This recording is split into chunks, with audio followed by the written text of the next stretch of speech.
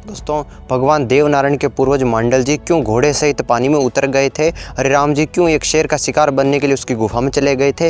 लीला सेवड़ी के डर से हरिराम जी शेर के मुख को आगे कर देते हैं। और बगड़ाउत वंश का एक राजा ऐसा भी था जिसका मुख शेर का था। बाघ सिंह जी का अनोखा विवाह और बगड़ाउतों को बगड़ाउत क्यों कहते हैं? जी हाँ दोस्तों, अभी आपने जिन पॉइंटों के बारे में सुना उन पॉइंटों के बारे में आज के इस वीडियो में हम विस्तार से चर्चा करने वाले हैं।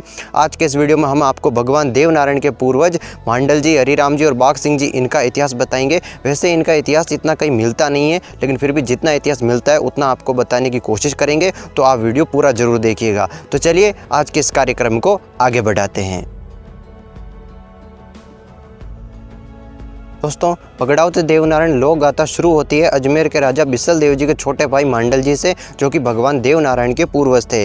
तो एक बार बिसल देव जी मांडल जी को बढ़िया नस्ल के घोड़े खरीदने के लिए मेवाड़ भेजते हैं। तो मांडल जी घोड़े खरीदने के लिए मेवाड़ आते हैं, तो वे घोड़े तो खरीदते हैं, लेकिन बहुत सारा पैसा वे वहाँ पर तालाब बनवाने में खर्च कर देते हैं, क्योंकि उस समय मेवाड़ में पानी की बहुत कमी थी। तो तालाब बनवाने में बहुत सारे पैसे खर्च होते हैं और उन पैसों की जरूरत पड़ती है, तो वे अपने बड़े भाई बिसल देव जी से और पैसे मंगवाते रहते हैं, जो बिसल देव जी भेजते रहते हैं। तो एक दिन बिसल देव जी सोचते हैं कि आखिरकार मांडल जी इतने पैसों का कर क्या रहे हैं, पता करना होगा। तो बिसल देव जी खुद वहां पर आते हैं देखने के लिए। तो जब मांडल जी को पता चलता है कि बिसल देव जी खुद यहाँ पर आ रहे हैं, तो बिसल देव जी के डर से जो उन्होंने तालाब बनवाया था, तो उस तालाब में घोड़े सहित उस पानी में उतर जाते हैं और जल समाधि ले लेते हैं। तो जब बिसल देव जी को सच्चाई का पता चलता है तो उन्हें बहुत दुख होता है, और वह वहीं उस तालाब के बीच में मांडल जी की याद में एक बड़े से मंदारे का निर्माण करवाते हैं। कीर्ति स्तंभ नुमा आकृति में एक बड़े से मंदारे का निर्माण करवाते हैं, और उस गाँव का नाम ही मांडल जी के नाम पर मांडल पड़ जाता है, जो कि भिलवाड़ा जिले के अंतर्गत आज भी आता है।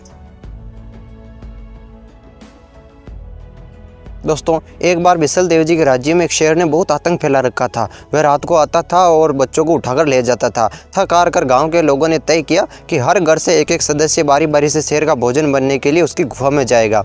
तो एक रात मांडल जी के पुत्र हरिराम जी वहां से गुजर रहे होते हैं, जिन्हें शिकार खेलने का बहुत शौक होता है। तो रात काफ़ी हो जाने से वह वहीं उस एक बुढ़िया के पास घर में रुकने की अनुमति मांगते हैं। तो वह बुढ़िया उन्हें घर में रुकने की अनुमति दे देती है। हरिराम जी एक रात उस बुढ़िया के पास रुकते हैं और वह बुढ़िया उन्हें हरिराम जी को भोजन करवाती है। हरिराम जी देखते हैं कि वह बुढ़िया अपने बेटे को बड़े प्रेम से भोजन करवा रही है और रोती जा रही है। तो हरिराम जी उसके रोने का कारण पूछते हैं, तो वह बुढ़िया उन्हें शेर के बारे में बताती है और कहती है कि मेरा पहले एक बेटा शेर का भोजन बन चुका है और आज दूसरे बेटे की बारी है। तो हरिराम जी कहते हैं कि माता, आपने मुझे भोजन करवाया, इसलिए मैं भी आपके बेटे की तरह हूँ, इसलिए आज शेर का भोजन बनने के लिए मैं चला जाता हूँ। हरिराम जी जंगल में आते हैं और अपनी जगह का आटे का पुतला बनाकर रख देते हैं और खुद झाड़ियों के पीछे छिप जाते हैं। तो जब शेर उस आटे के पुतले पर हमला करता है, तो पीछे से हरिराम जी निकलकर उस शेर के ऊपर अपनी वार करते हैं और अपने तलवार के एक ही वार से उस शेर की गर्दन अलग कर देते हैं।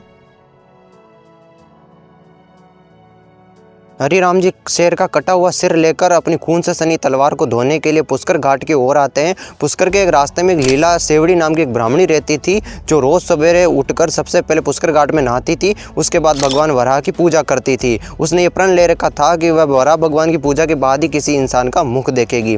तो जब अपनी खून से सनी तलवार को धोने के लिए हरिराम जी पुष्कर घाट पर आते हैं और अपनी तलवार को धोकर जब अपनी तलवार को म्यान में डालते हैं, तो लीला सेवड़ी जो कि वराह भगवान की पूजा कर रही होती है, तो तलवार की आहट सुनकर पीछे मुड़कर देखती है। तो हरिराम जी लीला सेवड़ी के डर से शेर के उस कटे हुए सिर को आगे कर देते हैं, तो जिससे लीला सेवड़ी को सिर तो शेर का दिखाई देता है और शरीर इंसान का दिखाई देता है। तो लीला सेवड़ी हरिराम जी से कहती है कि ये आपने क्या किया, अब मेरे जो संतान होगी उसका मुख शेर का होगा और शरीर इंसान का होगा, अब आपको मुझसे विवाह करना होगा। तो हरिराम जी सोचते हैं कि ऐसी सत्यवती नारी कहाँ मिलेगी और विवाह करने के लिए तैयार हो जाते हैं।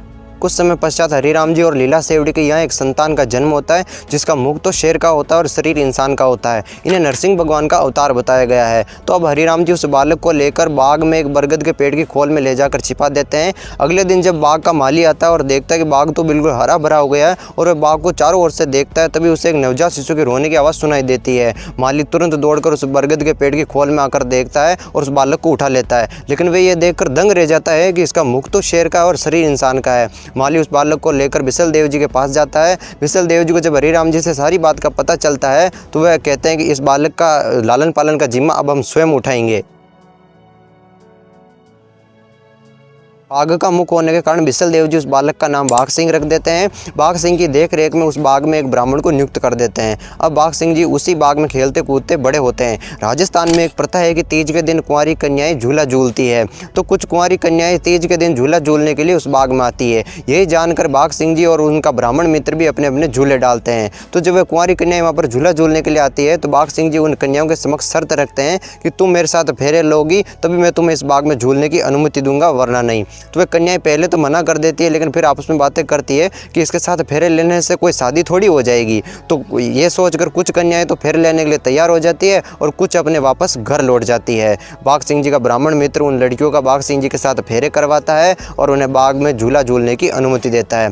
तो उस दिन तो वह कन्याएं झूला झूलकर वापस अपने घर आ जाती है, लेकिन जब वह कन्याएं बड़ी हो जाती है और उनके घर वाले उनकी शादी के सावे निकलवाते हैं तो उनके शादी के सावे ही नहीं निकलते। तो घर वालों को चिंता होती है कि आखिरकार इन लड़कियों के सावे क्यों नहीं निकल रहे हैं। तो उन लड़कियों के सारे घर वाले मिलकर बिसल देव जी के पास जाकर सारी बात बताते हैं। तो बिसल देव जी एक युक्ति निकालते हैं, उन लड़कियों को एक जगह एकत्रित करते हैं और वहाँ पर एक बूढ़ी दाई को बिठा देते हैं और कहते हैं कि ये बहरी है, इससे कुछ सुनाई नहीं देता। तो अब वे सारी लड़कियाँ वहाँ पर खुसर फुसर करती है कि मैंने तुम्हें कहा था कि बाघ सिंह के साथ फेरे मत लो, उनसे शादी मत करो, लेकिन तुम नहीं मानी। आज परिणाम देखो, हमारी शादी ही नहीं हो रही है। तो ये बात वह बूढ़ी औरत सुन लेती है और अगले दिन बिसल देव जी को जाकर बता देती है। बिसल देव जी बाघ सिंह को बुलाकर उन्हें फटकार लगाते हैं। तो बाघ सिंह कहते हैं कि मैं एक बात भरूंगा और मेरी बात में जितनी लड़कियां आ जाएगी उनसे मैं विवाह कर लूँगा और बाकी जो बच जाएगी उनके शादी के सावे निकल जाएंगे। उसके बाद बाघ सिंह जी एक बात भरते हैं तो उनकी बात में 13 लड़कियाँ समा जाती है। तो उन 13 लड़कियों में से 12 से तो बाघ सिंह जी विवाह कर लेते हैं और एक लड़की जो बच जाती है उसको वह अपने विवाह करवाने वाले उस ब्राह्मण मित्र को दे देते हैं। बाघ सिंह जी को अपनी 12 रानियों से 24 संतानें प्राप्त होती है, प्रत्येक के 2-2। बाघ सिंह जी ने 12 अलग अलग जातियों की औरतों से विवाह किया था, जिससे वंश बिगड़ गया था। इसलिए फिर बाघ सिंह जी की जो संतानें हुई वे बगड़ावत कहलाए। बगड़ावत गुज्जर जाति से संबंध रखते थे। इनका मुख्य व्यवसाय पशुपालन था। इनका बड़े पैमाने पर पशुपालन का कारोबार था। ये इस कार्य में प्रवीण थे और इन्होंने गायों की नस्ल को सुधारा था। इनके पास 4 बढ़िया नस्ल की गायें थी, जिनमें पार्वती, नांगल, कामधेनु और सूर्य गायें थी। ये इन गायों की हिफाजत और सेवा में दिन रात लगे रहते। बगड़ावत भाइयों में सबसे बड़े नियाजी, सवाई बोझ, तेजाजी, बहरावत आदि थे। सवाई बोझ की शादी मालवा में साधु माता के साथ हो जाती है। साधु माता के यहाँ से भी बगड़ावतों को दहेज के रूप में काफ़ी सारा पशुधन मिलता है। एक ग्वाल है जिसका नाम नापा ग्वाल होता है, उसको बगड़ावत साधु माता के पीर से गोठा लेकर आ जाते हैं। ये उनके पशुओं को चराने का काम करता था। इसके अलावा भी बहुत सारे ग्वाले थे जो उनकी गायों को चराने का काम करते थे। दोस्तों, भगवान देवनारायण की फड़ सबसे लंबी चौड़ी है, यानी कि राजस्थान के लोक देवताओं में सबसे लंबी फड़ यदि किसी की है तो भगवान देवनारायण की है। जितनी लंबी फड़ होगी उतना ही लंबा चौड़ा इतिहास होगा, जितना लंबा चौड़ा इतिहास होगा उतना ही बताने में समय लगेगा। इसलिए हम आपको ये बगड़ावत महाभारत यानी कि बगड़ावतों का जो इतिहास है, जो भगवान देवनारायण की कथा है, उसको हम आपको छोटे छोटे पार्ट में बताएंगे ताकि आपको समझने में आसानी हो। दोस्तों, आपके लिए बहुत रिसर्च करके, बहुत मेहनत करके आपके लिए वीडियो लाते हैं, तो आपका भी फर्ज बनता है कि आप इस जानकारी को अपने मित्रों में, अपनी मित्र मंडली में, अपने परिवारजनों में भी पहुंचाएं ताकि वो भी इस ज्ञान से लाभान्वित हो सके। अब आगे किस प्रकार बगड़ावतों को रूपनाथ जी से काया और माया मिलती है, बगड़ावत किस प्रकार उस धन दौलत का उपयोग करते हैं, जानेंगे सब विस्तार से अगले पार्ट में। तो अब अगला पार्ट देखना मत भूलिएगा। इस पार्ट में बस इतना ही। तो चलिए मिलते हैं अगले पार्ट में। तब तक के लिए सभी दर्शकों को राधे राधे, जय श्री कृष्ण।